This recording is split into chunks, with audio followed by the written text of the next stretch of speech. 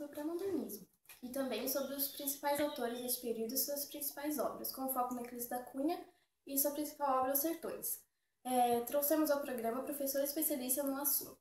E agora vamos receber o professor Rodrigo, que falará sobre o pré-modernismo.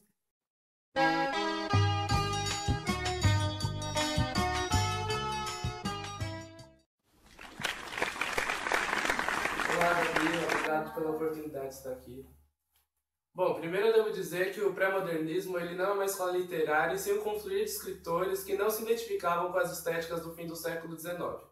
Como o próprio nome diz, o movimento pré-modernista ele precede o movimento modernista e põe fim ao movimento simbolista. É um período de transição entre essas duas escolas literárias. Ele teve início nas duas primeiras décadas do século XX, enquanto na Europa os primeiros passos para a Primeira Grande Guerra estavam sendo dados.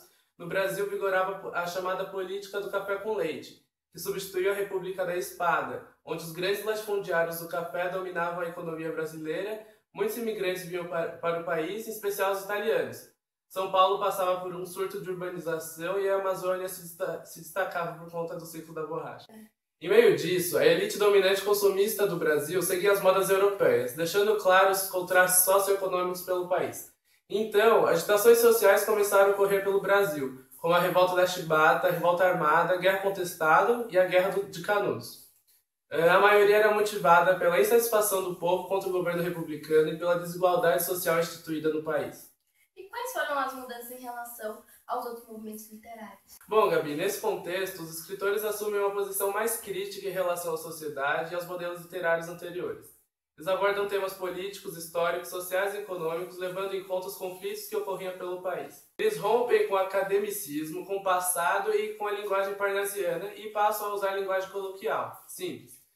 Os escritores mostram a realidade brasileira, retratam o humano marginalizado, sertanejo, caipira ou mulato. Autores como Euclides da Cunha, Graça Aranha, Monteiro Lobato e Lima Barreto se destacaram por suas obras no período e exemplificam tais características em livros como Cidades Mortas, de Monteiro Lobato, que retrata a queda do ciclo do café, Triste Fim de Policarpo Quaresma, de Lima Barreto, que critica a sociedade urbana da época, e Os Sertões, de Euclides da Cunha, que retrata a Guerra de Canudos.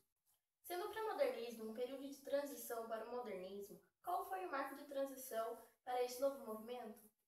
Bom, as agitações são sintomas de crise na República do Café com Leite, que se tornaria mais evidente na década de 1920, servindo de cenário ideal para os questionamentos da Semana de Arte Moderna, que ocorreria em São Paulo, a qual tinha o objetivo de mostrar novas tendências artísticas que já vigoravam na Europa e que viriam a marcar o início do modernismo no Brasil, dando assim o fim ao pré-modernismo. Muito obrigada pelas informações sobre o pré-modernismo, Rodrigo.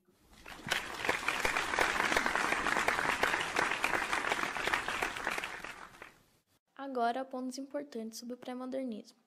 Período de transição entre o simbolismo e o modernismo ocorreu durante a política de café com leite no Brasil, tem posição mais crítica em relação à sociedade, aborda temas políticos, históricos e econômicos, linguagem coloquial, regionalismo e nacionalismo, retrata a realidade brasileira, o sertanejo, o caipira, o mulato, Euclides da Cunha, Monteiro Lobato, Lima Barreto e Graça Aranha foram os principais autores.